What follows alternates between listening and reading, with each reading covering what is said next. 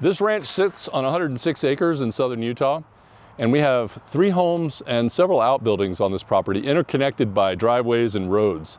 We live in one home and we rent the other 2 to long-term and short-term guests. So in order to keep things organized, we have some access gates to keep people out of areas such as this one where we store and process our firewood.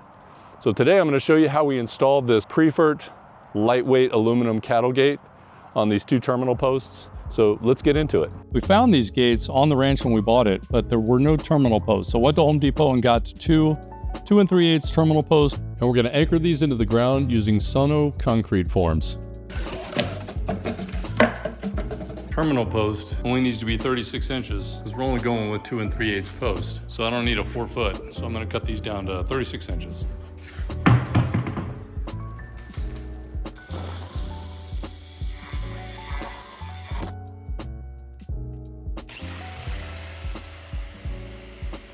This is like a giant toilet paper roll, so it's got these diagonal lines on it, which is really confusing when you're trying to cut straight. So you're gonna wanna mark it all the way around so you have something to aim for as you go.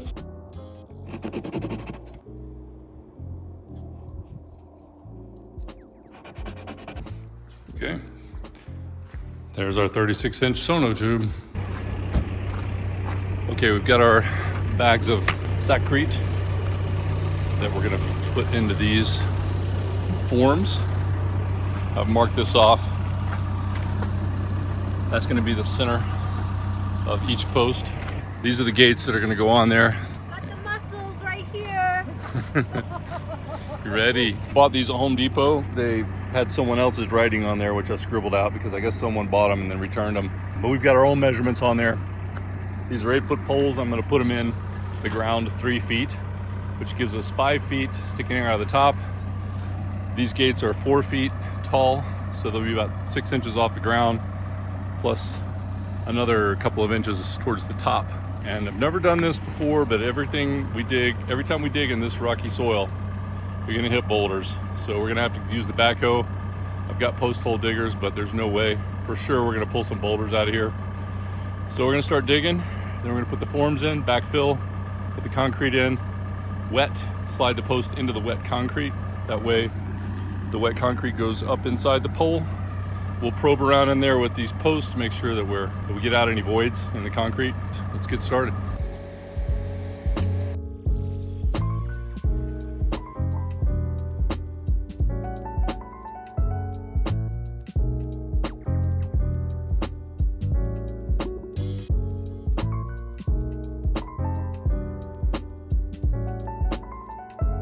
Right there, it's a good foot, maybe almost 2 feet too deep already. So I gotta pack that in. I'm gonna put some in and then we'll pack it and check it again.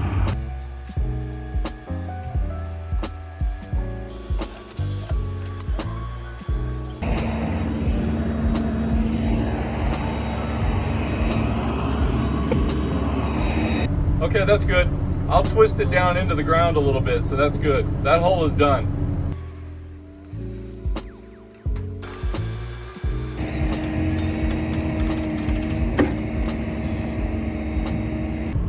Kind of twist it back and forth and see, yeah, will it go down at all? That looks pretty level to me. Yeah, I think we're good. And we can shimmy that down in to get it level. All right, so we've got our string line here lined up with that post because that's the fence we're lining up with.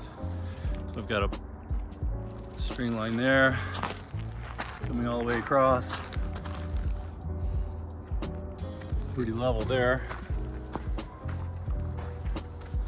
String line there.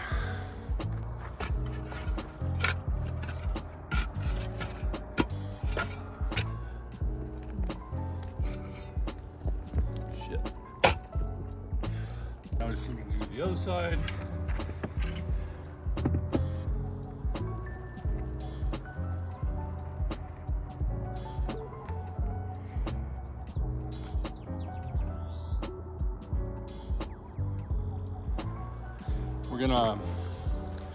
When we backfill that, we'll adjust it as we go. The distance for the gates, plus the gap in between, plus the hardware to connect to the pole gives us a center of pole span of 288.5. That's good. So we got this is actually too big of a form for the little pole we're using, but this should be just about perfect. So I'm gonna go ahead and backfill. As we backfill, we'll double check that we're centered.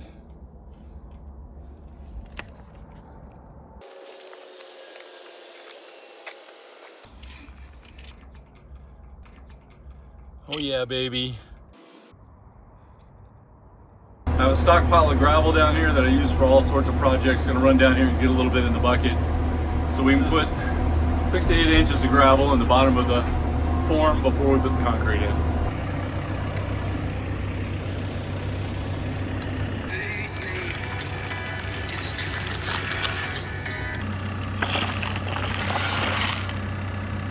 Somewhere between 6 and 8 inches.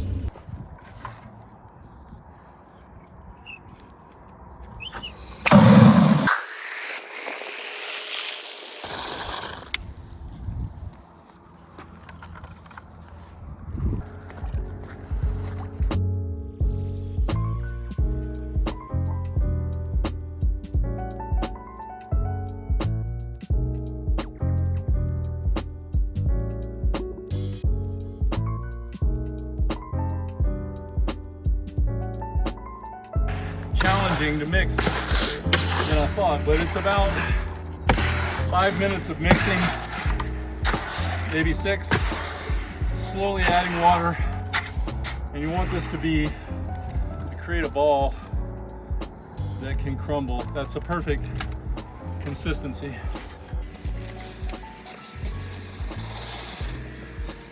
Okay, I think I'm gonna need your help with the shovel. Okay, so 2 bags.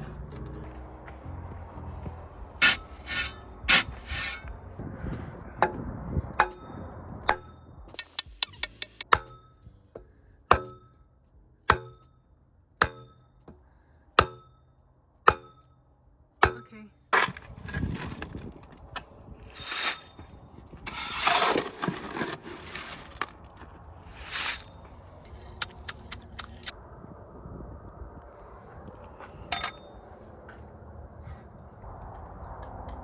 Okay, we'll do one final measure, make sure that this is 288.5 inches apart. Then we'll just let it dry and go get some other stuff done here today. We had a little bit of extra concrete, so we'll just bury that here. Maggie's gonna dump it in the hole, then clean up the tools, and I'll bury it back and then smash it down and compact it. It's like it never even happened.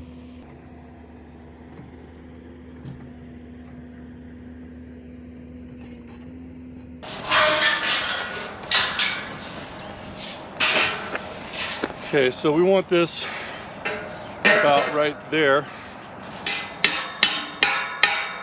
Okay, these little horseshoe looking things with the gate mounts too. So let me just pop it on there temporarily. Who's that? It's grease.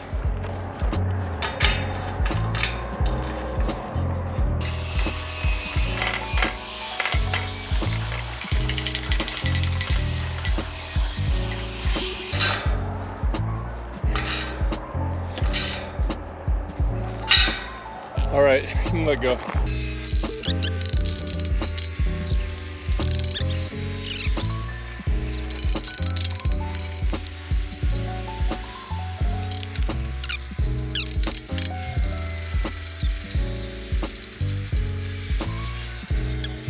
Okay, I got the flat carriage bolt side on the, I guess the thread side or the outside.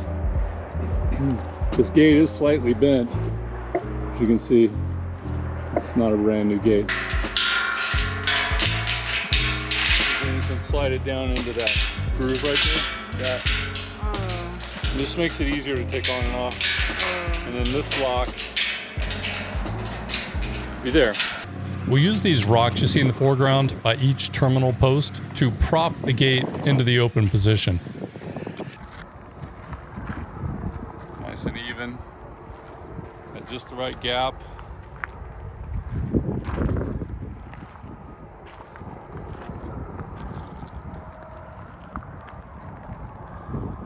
we'll put this barbed wire across to here. We'll put this. We'll do that on another day. Thanks for hanging out, everyone, and support the channel by smashing that like button and subscribe if you want to see more content like this. Oh, and we've got our main entrance gate video coming. That's a big electric gate. This one you got to see. I can't wait to show it to you.